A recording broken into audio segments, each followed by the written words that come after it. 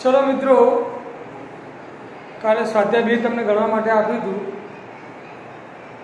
Any केटलीक डिफिकल्टीओ आपणे काले solve करी हती, केटलीक बाकी हती आजे सॉल्व करीए।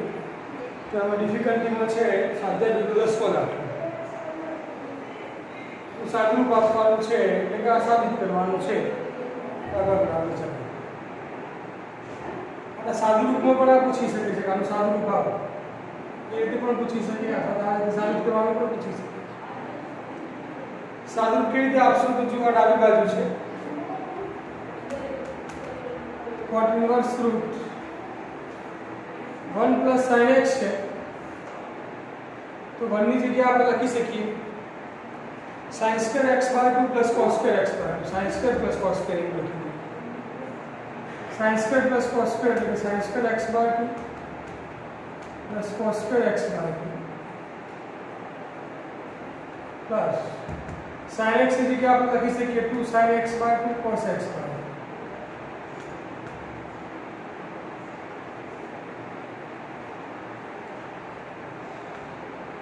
रूट चलो ये 1 की जगह લખવું છે તો sin square x by 2 plus cos square x by 2 minus sin x की जगह विस्तार 2 sin x by 2 cos x।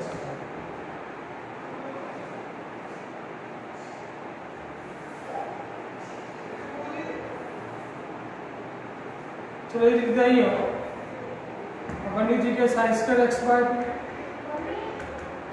plus cos square x by 2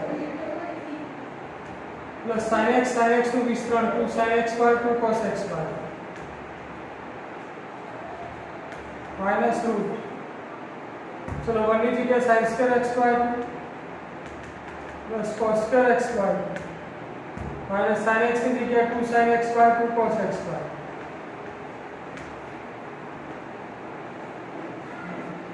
अब शा માટે લખીએ તો પૂર્ણ વર્ગ થઈ જાય એટલા માટે આવી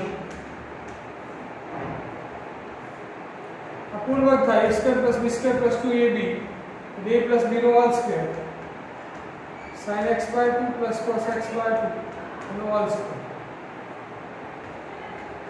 એ રીતે અહીંયા પણ a square plus b square minus 2ab minus છે એટલે sin x by 2 minus cos x by 2 નો હોલ સ્ક્વેર।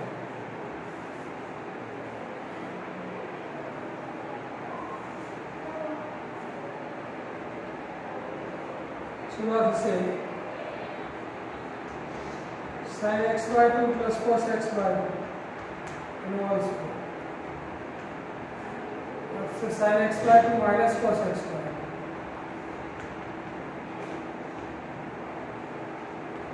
इनवर्स। चलो वर्गमूल में वर्ग बनने निकली जैसे શું આવશે બોલો? તો આ ધ્યાન રાખો, वर्गमूल ની અંદર વર્ગ હોય તો શું થાય અને વર્ગમૂળ ની બહાર વર્ગ હોય તો શું? બંનેમાં વર્ગમૂળ ને વર્ગ નીકળી જાય અને બંનેમાં ફેર છે। વર્ગમૂળ ની અંદર વર્ગ હોય તો વર્ગમૂળ ને વર્ગ નીકળી જાય એટલે માનાંક હોય છે। વર્ગમૂળ ની બહાર વર્ગ હોય તો વર્ગમૂળ ને વર્ગ બંને નીકળી જાય એટલે જ થાય છે। તો આ વર્ગમૂળ ની અંદર વર્ગ છે તો વર્ગમૂળ ને વર્ગ બંને નીકળી જશે, શું આવશે? मानांक आवशे। मानांक sin x by 2 plus cos x by 2 बस ये मानांक sin x by 2 minus cos x by 2 with ये मानांक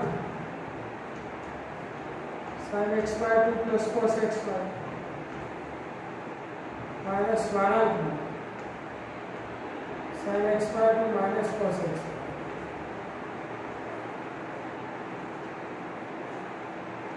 अब मानांक काढीए तो आगे प्लस મૂકવા કે માઈનસ મૂકવા? શું મૂકવું તો આપણે ચેક કરી લઈએ।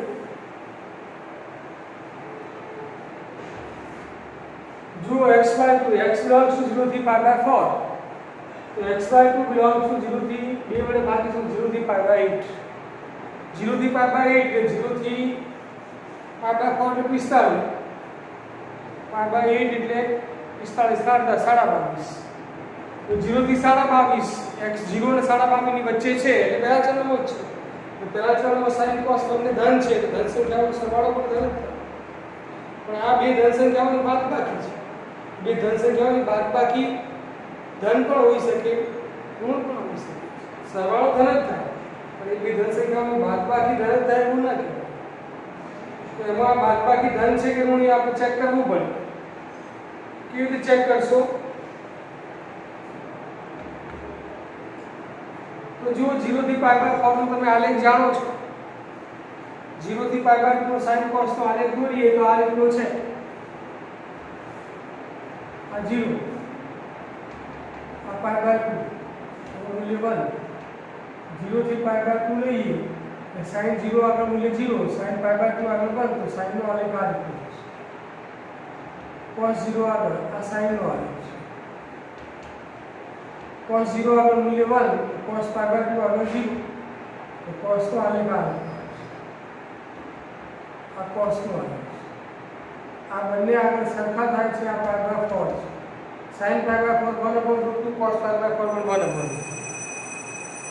હવે આપણે π/8 જોઈએ છે. π/8 એટલે અહીંયા આવશે π/8.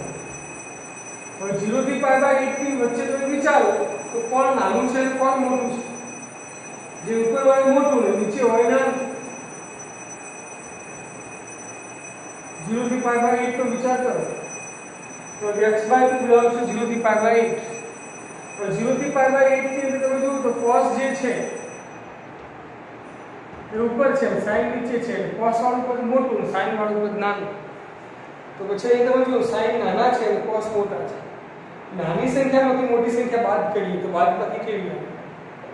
નાનીમાંથી મોટી બાદબાકી કેવી આવશે? ઋણ આવશે. એટલે આ ઋણ પદ છે. ઋણ પદ તો માનક કાઢી નાખીએ તો આગળ શું મૂકવું પડે? ને આ તો બે ધન સંખ્યાઓનો સરવાળો ધન જ થાય. એટલે આ થોડું ધ્યાન રાખવાનું. ન હોય તો આલેખ સાઈડ દોરી રાખવાનું. ખ્યાલ આવી જાય. cot inverse. ચલો આ તો બધા ધન છે. માનક કાઢી દઈએ ચાલે. sin x/2 cos x/2. પછી અહીંયા માનક કાઢી દઈએ તો આગળ માઈનસ મૂકવું પડશે કારણ કે આ બાદબાકી ઋણ આવે છે. આ પદ ઋણ છે. ઋણ સંખ્યાનો માનક કાઢી નાખો એટલે આગળ માઈનસ આવે. Minus sin x/2 cos x/2.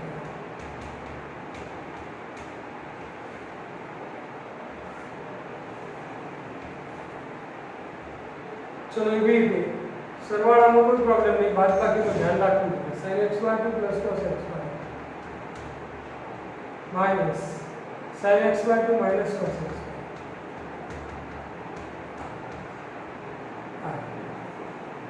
આ લેખ સમજવા માટે છે કે આ માઈનસ કેમ મૂક્યું. આ માઈનસ છે તો પ્લસ થઈ જશે. માઈનસ તો હતો જ. માનક કાઢીએ એટલે બીજા માઈનસ આવશે. માઈનસ શું થઈ જશે? પ્લસ હતું એનું માઈનસ થઈ જશે. માઈનસ હતું એનું પ્લસ થઈ જશે. કેમ આવું થયું? તો બધા આલેખ ઉપરથી કહી શકીએ કે આ sin x/2 cos x/2 આ બાદબાકી ઋણ છે. ઋણ બાદબાકી હોય એનો માનક કાઢીએ તો આગળ માઈનસ મૂકવા પડે. આ બાદબાકી ઋણ છે. ઋણ બાદબાકી હોય એનો માનક કાઢીએ તો આગળ માઈનસ મૂકવા પડે. તો માઈનસ તો શું થઈ જાય? હવે કાઉન્સ cot inverse sin x/2 cos x/2 minus sin x/2 minus plus cos x/2 which is sin x/2 cos x/2 sin x/2 minus cos x/2. Cot inverse sin x/2 plus and minus cancel. Plus and minus cancel. Cos x/2 cos x/2 2 cos x/2. Sin x/2 sin x/2 2 sin x/2. 2 cancel. Cot inverse cos upon sin cot x/2. x/2 cot ના પ્રદેશમાં છે 0 અને π ની વચ્ચે છે. cot inverse તો cot દૂર થઈ જશે એટલે x/2 x/2 belongs to 0 to π 8.2 to π 8. તો આ જમણી બાજુ ડાબા રૂપે આગળ જવાનું અને બીજી રીતે ગણવું હોય તો પણ ગણી શકાય બીજી કઈ રીતે અથવા કઈ બીજી રીત જોઈએ આજે sin છે અને cos નો ફેરવી દો એટલે 1 + cos ને 1 - cos ના આપણે સૂત્ર બનાવી શકીએ આવી રીતે 1 ની જગ્યાએ sin² + cos² અને sin નું વિસ્તરણ ન કરવું તો બીજી રીત પણ થઈ શકે છે અથવા બીજી રીત પણ જોઈએ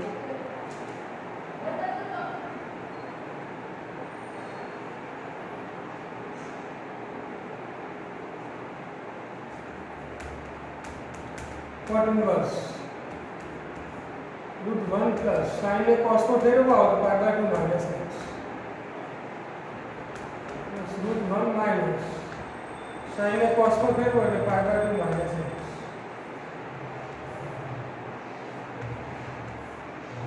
one plus cos pi/2 minus x minus √1 minus cos pi/2 minus x sin ને cos में એટલા માટે ફેરવ્યા કે હવે ગુણિત સૂત્રનો ઉપયોગ થઈ શકે 1 + cos ને 1 - cos નું સૂત્ર આપણે જાણીએ છીએ ચલો સૂત્ર પ્રમાણે સૂત્રનો ઉપયોગ કરીએ √1 + cos θ એટલે તમે જાણો છો તો cos² θ/2 cos² θ/2 જેના આધા કરવાનો pi/4 minus x/2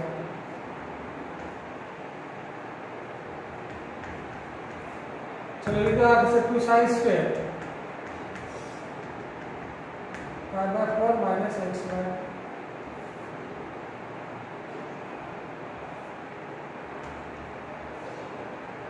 2 cos² pi/4 minus x/2 2 sin² pi/4 minus x/2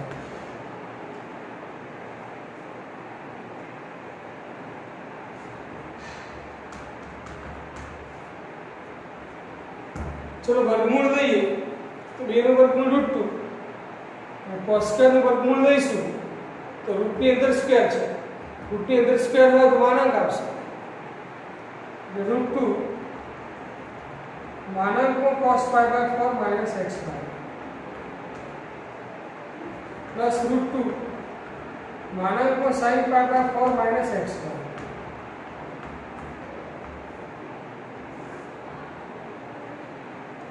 ये पर √2 मानांक को cos pi/4 minus x/2 minus √2 मानांक को sin pi/4 minus x/2 अंशમાંથી √2 સામાન્ય નીકળશે છેદમાંથી √2 સામાન્ય નીકળશે √2 ઉપર નીચે ઉડી જશે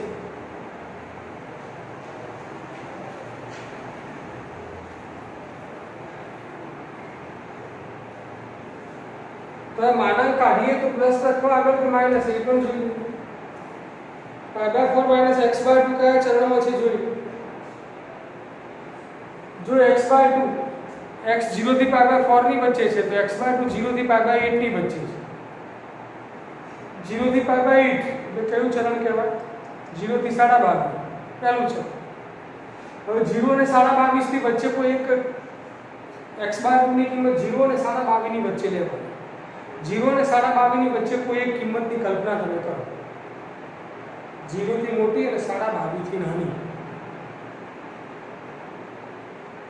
કઈ લઈએ 20 લઈએ 20 અંશ ચાલે 0 અને 22.5 ની વચ્ચે 20 અંશ ચલો x/2 ની કિંમત 20 અંશ લઈએ pi/4 એટલે 45 અંશ 45 minus 20 કેટલા થાય 25 तो आ 25 જે છે એ કયા ચરણમાં કહેવાય પહેલા ચરણ અને પહેલા ચરણમાં બધા વિધેયો કેવા ધન એટલે પછી sin cos કોઈની નિશાની બદલાશે કારણ કે pi/4 minus x/2 પહેલા ચરણમાં છે એનો અંદાજ આપણને મળી જાય છે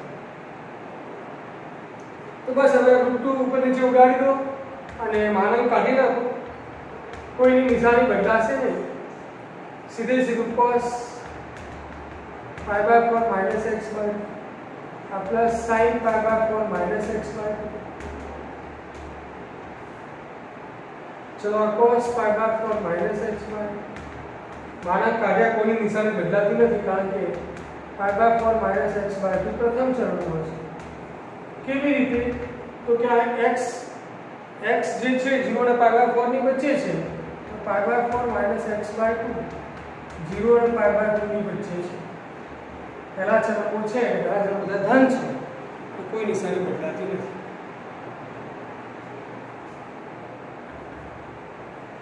ચલો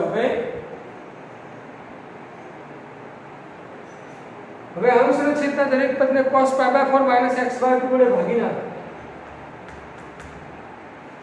cot ઇન્વર્સ चलो आने cos pi by 4 minus x by 2 वडे भागो तो ये cos pi by 4 minus x by 2 भाग्या cos pi by 4 minus x by 2 એટલે 1 થઈ sin pi by 4 minus x by 2 भाग्या cos pi by 4 minus x by 2 sin भाग्या cos એટલે શું થશે 10 pi by 4 minus x by 2। चलो आने cos वडे भागो એટલે 1 माइनस आने cos वडे भागीશું એટલે 10 pi by 4 minus x by 2। cos pi by 4 minus x by 2 वडे एक पद ने भागे।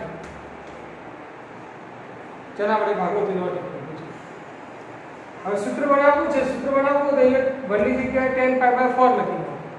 આ 1 એમને એમ રાખો, અહીંયા ઇન્ટુ માં 1 સમજીને એની જગ્યાએ પાઈ બાય 4 લખો 10 પાઈ બાય 4 આ 10 pi by 4 plus 10 pi by 4 minus x by 2 1 minus 10 pi by 4 into 10 pi by 4 minus x। આ તો સૂત્ર બનાવી શકાય tan alpha plus tan beta 1 minus tan alpha into tan beta એટલે tan alpha plus beta નું સૂત્ર છે cot inverse tan alpha plus beta alpha એટલે pi by 4 and plus beta એટલે શું beta એટલે pi by 4 minus x by 2 alpha છે tan alpha plus beta cot inverse 10 pi by 4 plus pi by 4 pi by 2 minus x by 2 pi by 2 minus x by 2 pi by 2 છે એના કારણે બે બદલી છે tan નું cot થઈ જશે पाई बाय 2 minus theta પ્રથમ ચરણ બધા ધન હોય ચિહ્ન બદલાશે નહીં ખાલી વિધેય બદલાશે cot inverse cot x by cot inverse से cot रूट થઈ જશે x by x by cot ના પ્રદેશ તો છે x બાય 0 અને પાઈ બાય 8 ની વચ્ચે છે 0 અને પાઈ ની વચ્ચે છે cot ના પ્રદેશ તો છે તો આ જવાબ તો આ રીતે પણ ગણી શકાય છે મૂળ સૂત્રનો ઉપયોગ કરીને ગણવું હોય તો આ રીતે પણ ગણી શકાય છે।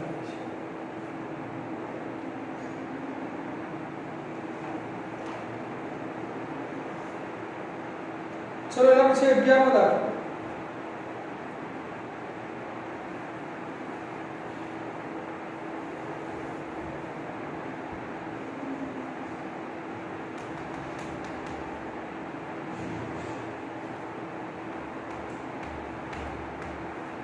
tan inverse root 1 plus x plus root 1 minus x minus 1 minus root 1 minus x equal root 1 plus x plus root 1 minus x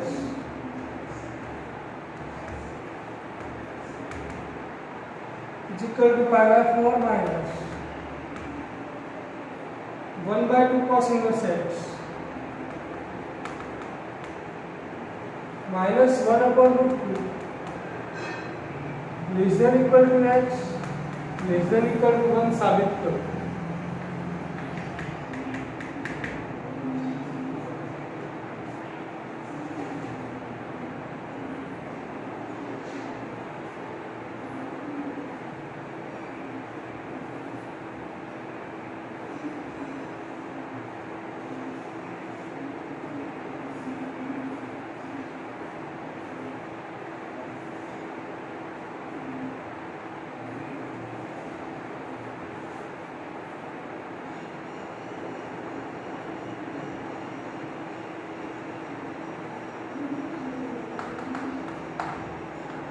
चलो डाबी बाजू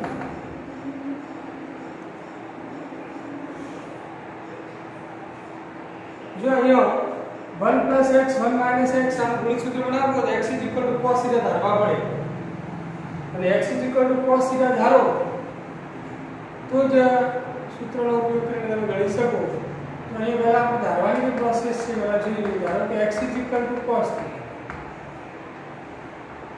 थीटा बिलोंग्स टू cos નો પ્રદેશ 0 થી π અહીં x નો પ્રદેશ તમને આપેલો છે શું આપેલું છે -1/√2 less than equal to x less than equal to 1 -1/√2 less than equal to x એટલે cos θ less than equal to 1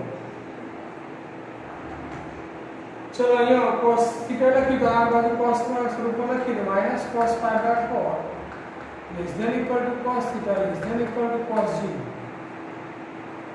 चलो cos દરેક માંથી કાઢતો પહેલા 1 ની જગ્યાએ cos 0 1/2 જગ્યાએ cos π/4 પણ આ માઈનસ ને અંદર લઈ જઈ પછી માં cos કાઢી શકીએ હવે માઈનસ ને અંદર લઈ ગયો એટલે શું થાય આ તો cos u છે તો અહીંયા માઈનસ અંદર લેવું હોય તો પાઈ માઈનસ કરવું પડે પાઈ minus pi less than equal to cos θ less than equal to cos 0 जो sin होत ने तो sin होत तो सीधे सीधा माइनस है और cos हो तो पाई माइनस है आ ध्यान रखो એટલે આ થઈ જશે cos 3π/4 less than equal to cos θ less than equal to cos 0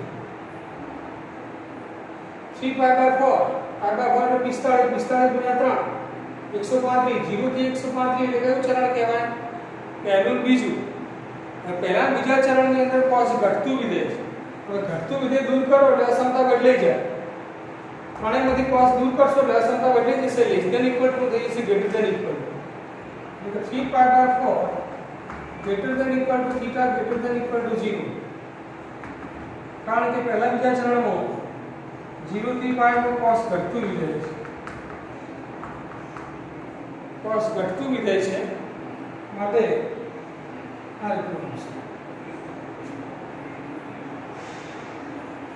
चलो फरी greater than equal less than equal to करो तो पाछળ વાળું પદ આગળ લાવો આગળ વાળું પદ પાછળ લઈ જાઓ 0 less than equal to θ less than equal to 3π/4 હવે અહીંયા 1 + cos θ 1 - cos θ એક વસ્તુ આવશે 1 + cos θ this is that 2 cos square θ/2 એટલે θ/2 ની જરૂર પડશે તો બે વડે ભાગી નાખો तो बे वडे भागीशुं तो 0 less than equal to θ/2 less than equal to 3π/8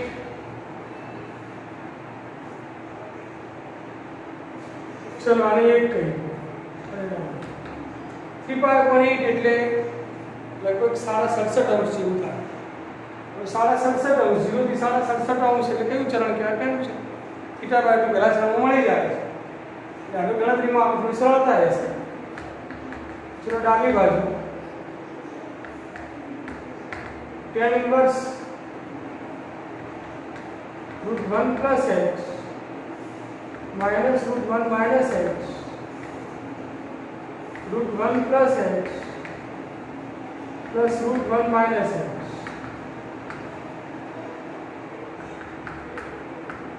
tan inverse √1 plus x की जगह cos θ मूकीશું minus √1 minus cos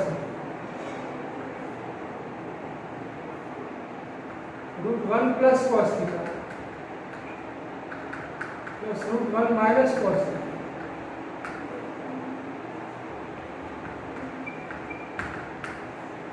1 plus cos θ એટલે 2 cos θ/2 अच्छा 2 sin square θ/2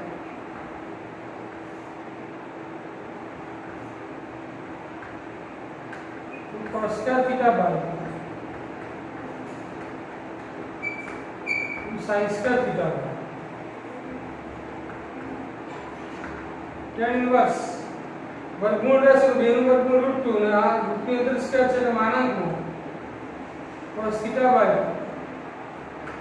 minus √2 માનાંકમાં sin θ/2 √2 માનાંકમાં cos θ/2 plus √2 minus cos sin theta बराबर √2 सामान्य काढજો ઉપર નીચે ઉડી જશે તો θ/2 કયા ચરણમાં છે પહેલા ચરણ બધા ધન છે sin અને cos બંને એટલે માનક કાઢવાથી કોઈનું ચિહ્ન બદલાશે નહીં એટલે આ રીતનું થઈ જશે tan ઇન્વર્સ √2 ઉડી જશે માનક કાઢી નાખી તો cos θ/2 माइनस sin θ/2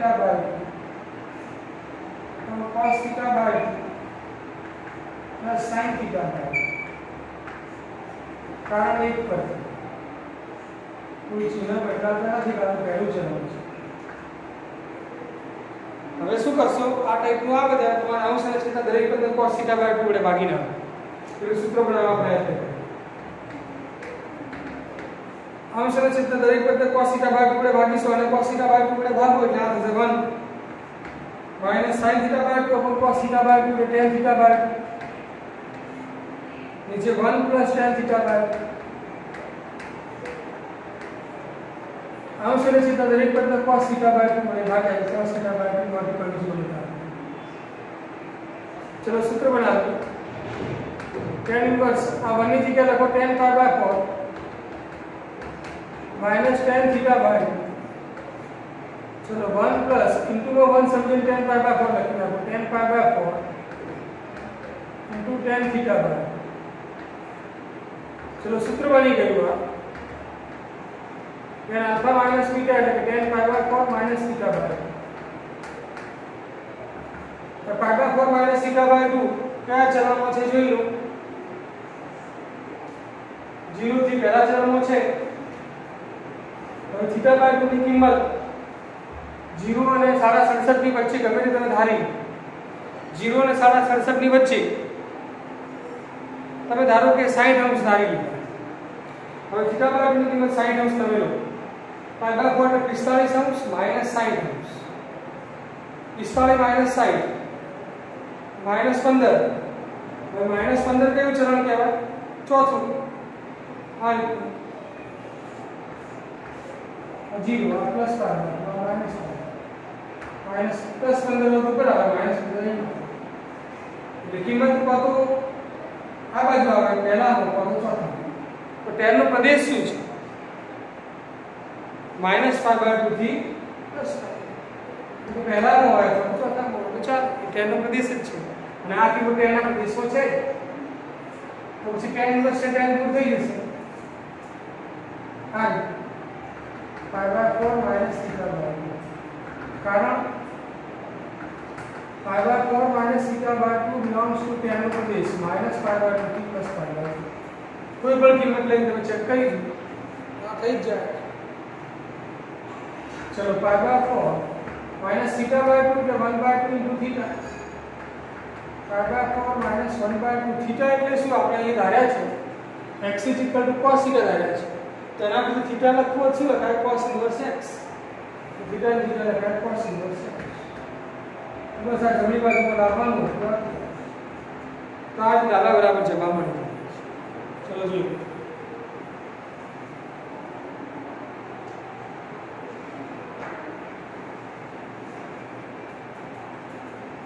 એના પછી જે 12મો દાખલો છે એ તો આપણે કાલે ગણાવ્યો હતો 13મો જોઈએ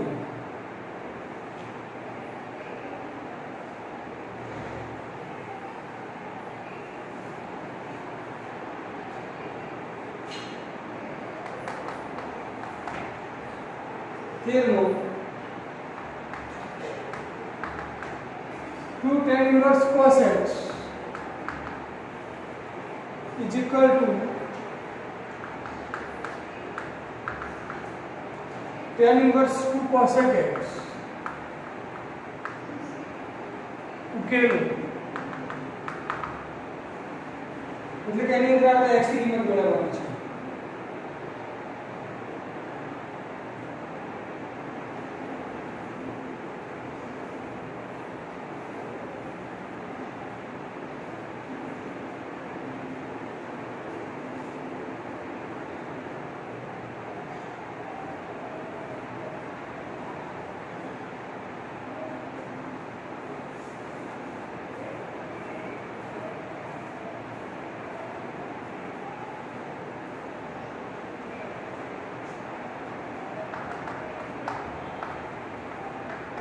2 tan inverse cos x is equal to tan inverse 2 cosec x. ઉકેલ મેળવવાનો છે મતલબ કે એની આપણે x ની કિંમત શોધવાની છે. કેવી રીતે મળશે? તો 2 tan inverse ના બે ભાગ કરો. tan inverse cos x plus tan inverse cos x. અને આ tan inverse 2 cosec x है.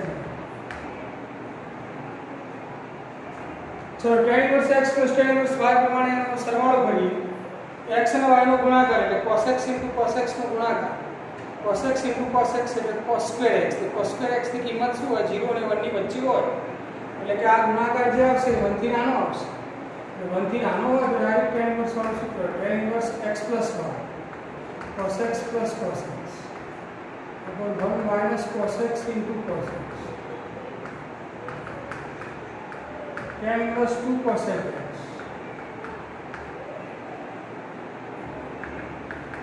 Cos x into cos x is less than 1.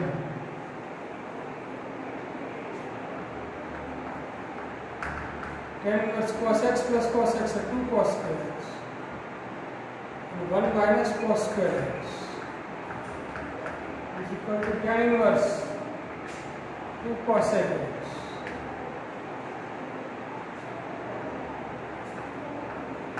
Tan inverse 2 cos x upon 1 minus cos square x into sin square x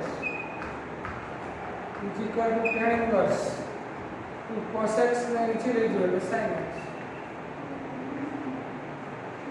tan inverse બંને બાજુથી cancel થઈ જશે. 2 cos x upon sin square x is equal to 2 upon sin square x. So 2 cancel. sin x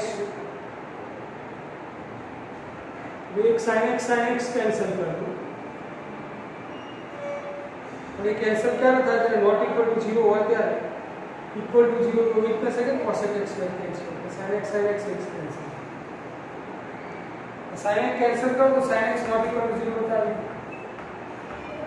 sin x not equal to 0 क्या આવેલા છે તો ના તો આ cosec x क्या કઈ કર્યું છે? cosec क्या લખીએ થાય જ્યારે sin નોટ ઇક્વલ ટુ 0 હતો એટલા માટે આપણે આ કહી શકીએ sin x. ચલો અહીં રહેશે cos x upon sin x. cos x upon sin x અને અહીંયા બંને ઉડી ગયા એટલે આ છે cot x. cot x is equal to 1. cot x की कीमत 1 ક્યારે મળે?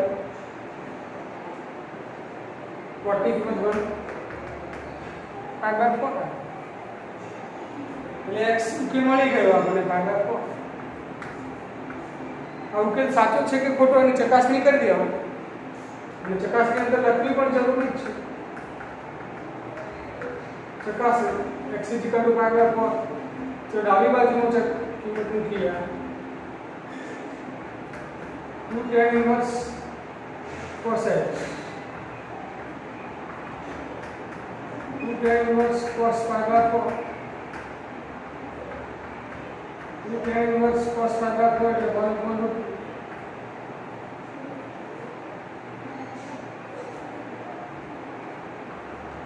tan inverse 1/2 plus tan inverse 1/2 ये भाग करो. tan inverse x plus y 1/2 plus 1/2 1 minus 1/2 into 1/2 and 1/2 into 1/2 is less than 1. चलो चौकड़ी गुणा करते हैं. tan inverse √2 plus √2 upon 2 minus 1 tan inverse 2 √2 upon 1 tan inverse 2 √2 આ ડાબી બાજુ છે. જમણી બાજુમાંથી મૂકવું. જમણી બાજુ છે tan inverse 2 cosec x tan inverse 2 cosec y/4 tan inverse cosec pi by 4 √2 तो जो डाबी बाजू tan inverse 2 √2 આવ્યું, જમણી બાજુ પણ tan inverse 2 √2 આવ્યું, ડાબી બાજુ પણ tan inverse બંને સરખા થાય છે. તો માટે સ્પષ્ટ છે કે ડાબા બરાબર 0 માટે x = π/4 આ ઉકેલ સાચો છે. કારણ કે સમીકરણનું સમાધાન કરીશું. આ રીતે મળશે.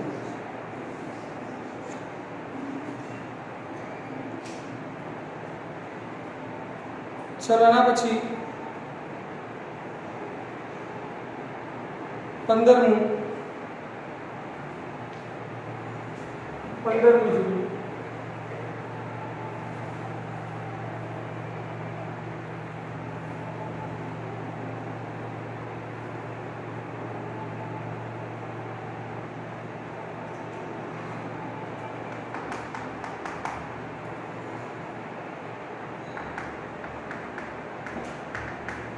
sin tan inverse x y1 को x less than 1 is equal to खाली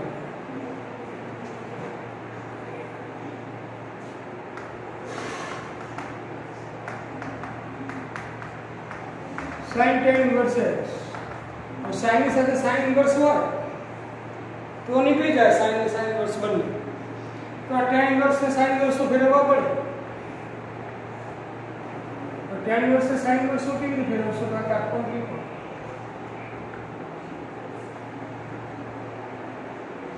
હવે જો tan inverse સાથે જે ઘટક હોય શું સૂચવે છે સાબા ભાગ્યા કાબા સામેની બાજુ x ભાગ્યા પાછળની બાજુ ભાગાકારમાં કશું નથી શું સમજવાનું પણ તો સામેની બાજુ છે x અને પાછળની બાજુ છે y તો કર્ણનું મૂલ્ય શોધો કર્ણમાં વર્ગનો વર્ગનો સરવાળો રૂટની અંદર x² + 1 નો સ્ક્વેર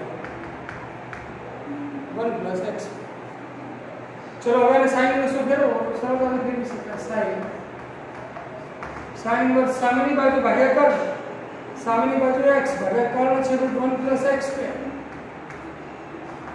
sin ને sin inverse હવે નીકળી જશે તો શું આવશે x / √1 + x છે આવું તો વિકલ્પ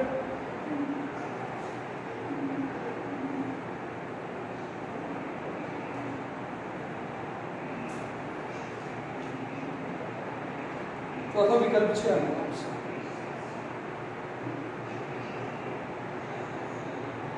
ચલો એના પછી કોઈ ડિફિકલ્ટી આવી નથી છે કોઈ તમારા ધ્યાનમાં 16 17 બધી આવડે છે તો જુઓ હવે સ્વાધ્યાય 2 માં કોઈ ડિફિકલ્ટી નથી તો આ સાથે સ્વાધ્યાય 2 એટલે કે પ્રકરણ 2 પૂરું થાય છે હવે પ્રકરણ 2 નો ટેસ્ટ તો આપણે સૂચના આપી હતી કે આ ચેપ્ટર પૂરું થાય અને બીજા દિવસે આપણે આ ચેપ્ટરનો બીજા ચેપ્ટરનો ટેસ્ટ લઈશું તો કાલ રાખીએ ટેસ્ટ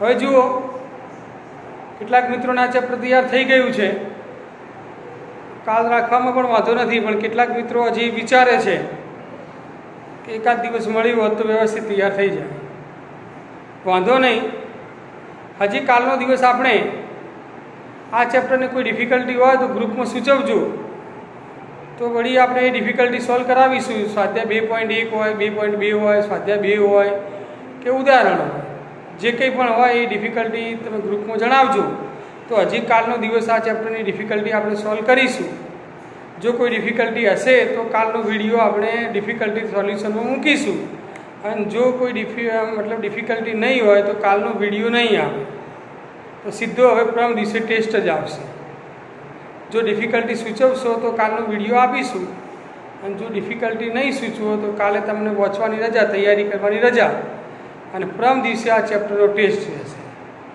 ટેસ્ટ દરેક મિત્રોએ ફરજિયાત આપવાનો છે પ્રથમ દિવસે ટેસ્ટ પૂરું થઈ ગયા પછી પાંચમું ચેપ્ટર સાતત્ય અને વિકલન બહુ અગત્યનું ચેપ્ટર છે એની શરૂઆત આપણે આ ચેપ્ટરના ટેસ્ટ પત્યાના બીજા દિવસે કરીશું તો કાલે ડિફિકલ્ટી સોલ્યુશન જો હોય તો ન હોય તો તૈયારી માટે રજા, અને પરમ દિવસે આ બીજા ચેપ્ટરનો પ્રતિવિધેયનો ટેસ્ટ, અને એના પછીના દિવસે 5મું ચેપ્ટર સાતત્ય વિકલન ચાલુ કરીશું.